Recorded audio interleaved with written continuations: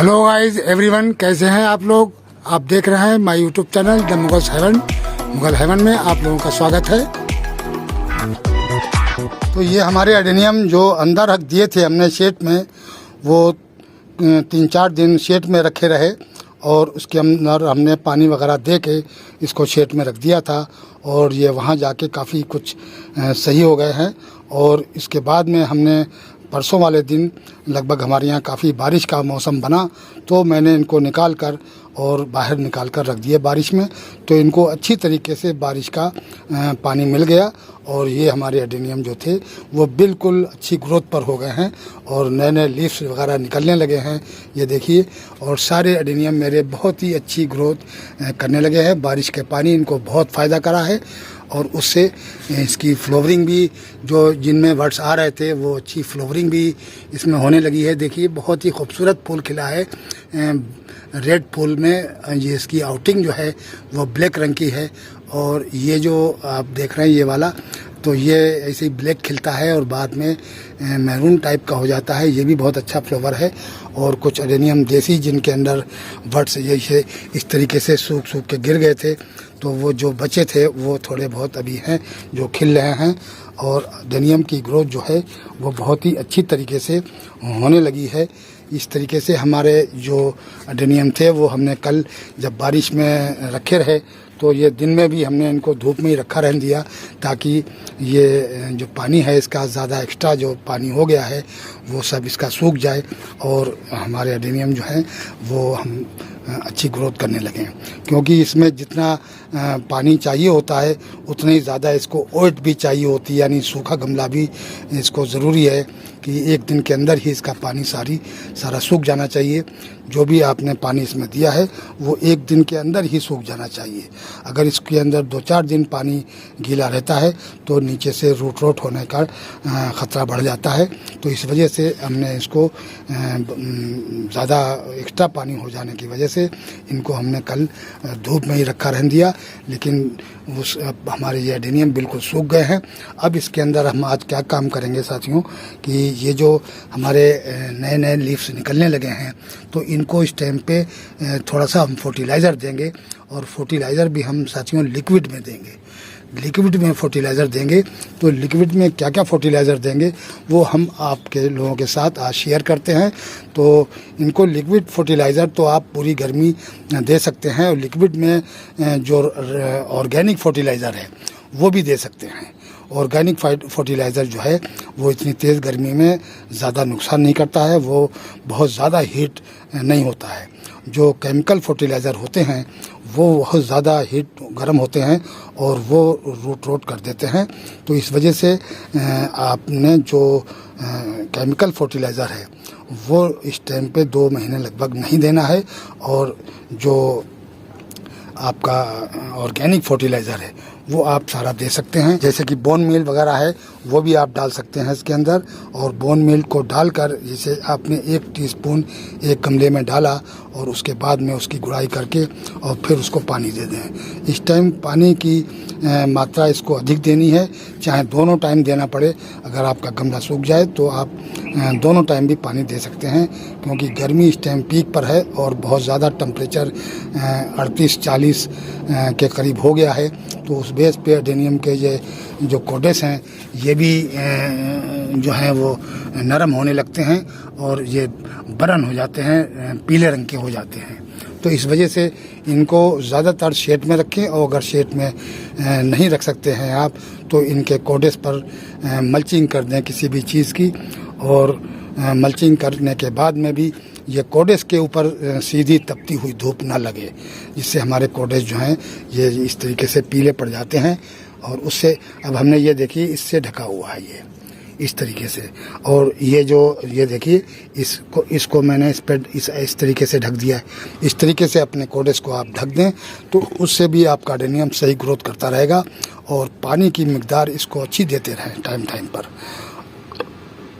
और अच्छी ग्रोथ के लिए इस टाइम पे इनको असल में जो फर्टिलाइज़र है वो फास्फोरस रिच फर्टिलाइज़र इनको इस टाइम पे चाहिए है, क्योंकि अब फ्लावरिंग का टाइम लगभग निकल गया है। अगर फ्लावरिंग आती भी है तो वो एक दिन के अंदर ही मुरझा जाती है। ये देखिए आज ही फ्लावर जो खिले हैं ये शाम तक जो है मुरझाने लगेंगे। ये देखिए इस तरीके से ये मुरझा जाते हैं। बड़े अच्छे अच्छे हमारे यहाँ ये देखिए ये मुरझा गया है। ये कल ही खिला था और ये मुड़ने लगा है इस तरीके से। तो साथियों आज हम इनको लिक्विड फर्टिलाइज़र में इनको हम अच्छी तरीके से नहलाएंगे। और ये देखिए ये वाला अडेनियम भी मेरा बिल्कुल सही हो गया है। इसका ये स्टम्प भी बिल्कुल ठीक हो गया है और इसके अंदर ये नई ग्रोथ भी निकलने लगी है। सबसे ज़्यादा जो शॉर्ट में गया था वो यही वाला अडेनियम हमारा गया था। इसके बिल्कुल ये शीलिंग हो गया था। अभी भी थोड़ा थोड़ा ये गड्ढे हैं, ये भी भर जाएंगे 2-4 दिन में। तो अब क्योंकि इसने ग्रोथ ले ली है, इसके नए लीव्स निकलने लगे हैं, तो अब हम इसको आज जो फर्टिलाइज़र देंगे उससे ये बहुत ही जल्दी ग्रोथ इसकी शुरू हो जाएगी।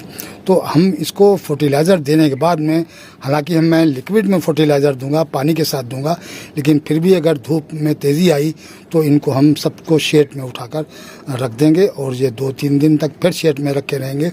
फिर अगर बारिश का मौसम हुआ तो बारिश में रखेंगे, नहीं तो ये शेड में ही रखे रहेंगे। तो साथियों इस तरीके से अपने अडेनियम को आप फर्टिलाइज़र दें। और जो फर्टिलाइज़र मैं देने जा रहा हूँ वो आप लोगों के साथ शेयर करेंगे। तो ये मैंने इतना पानी लिया है एक बाल्टी में और ये लगभग होगा 17-18 लीटर होगा।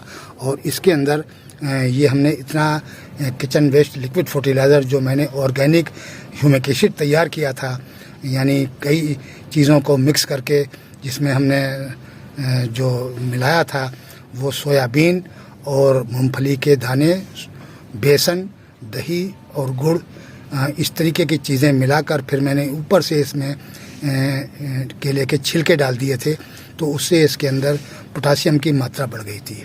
तो आज हम दोस्तों इसमें थोड़ी सी ये ह्यूमिक एसिड डालेंगे, 1-2 टीस्पून, और उसके बाद में डालेंगे ये एक्सम सोल्ट भी इस टाइम पे बहुत ही फ़ायदा करता है। ये पौधे के लीव्स को ग्रीन कर देता है बहुत ज़्यादा, और इसमें जो रूट हैं वो भी बहुत अच्छे तरीके से इससे चलते हैं। उसके बाद में डालेंगे दोस्तों फंगिसाइड भी 1 टीस्पून डाल देंगे, क्योंकि लिक्विड फर्टिलाइज़र आप जब भी डालें तो उसमें ये फंगिसाइड ज़रूर डाल लें। तो चलते हैं दोस्तों, अब हम इन सब चीज़ों को मिक्स करके और थोड़ी देर के लिए हम इस अपने लिक्विड फर्टिलाइज़र को रखेंगे, ताकि जो भी इसके अंदर किसी किस्म का फंगस का जो असर होगा वो ख़त्म हो जाएगा। और हम इसको पहले इसके अंदर मिलाते हैं। तो ये साथियों मैंने लिया है एक्सम सोल्ट, ये 2 टीस्पून एक्सम सोल्ट लिया है और 2 ही टीस्पून के करीब ह्यूमिक एसिड लिया है और 1 टीस्पून के करीब ये मैंने साफ फंगिसाइड लिया है। तो इसको हम अपने ये लिक्विड फर्टिलाइज़र में डालेंगे इस तरीके से। लिक्विड फर्टिलाइज़र में आप इसको डाल दें।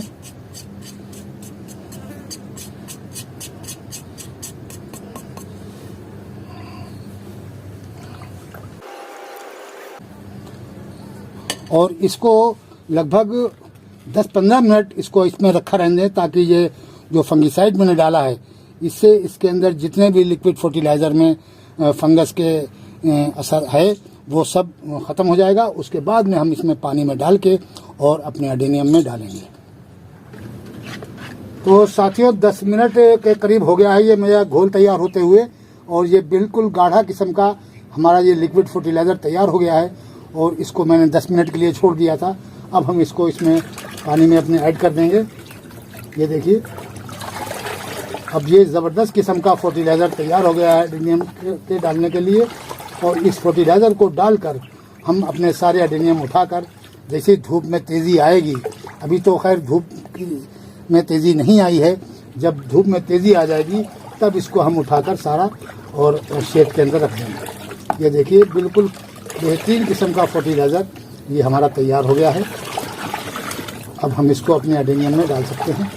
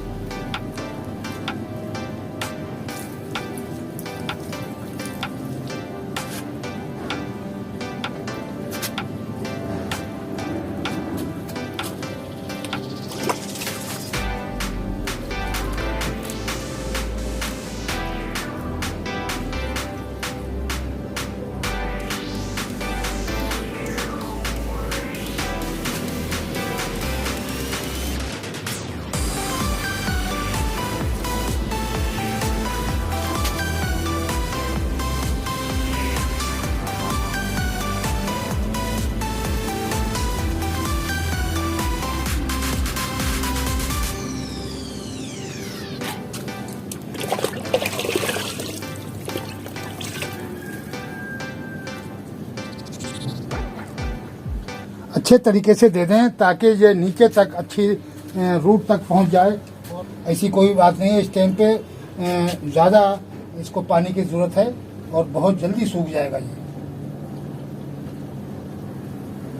इतना ध्यान रखें कि ये नीचे से ज़्यादा निकले ना, क्योंकि हमारा फर्टिलाइज़र सारा जो है वो निकल जाएगा।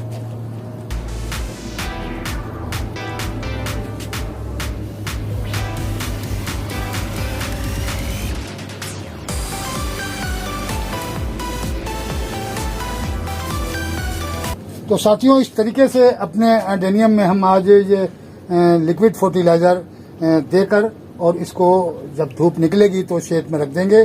तो साथियों, आज के वीडियो में इतना ही। मिलते हैं अगले वीडियो में नए टॉपिक और नए कंटेंट के साथ। अगर हमारा वीडियो अच्छा लगे तो लाइक कीजिए, शेयर कीजिए और सब्सक्राइब कीजिए। शुक्रिया, धन्यवाद।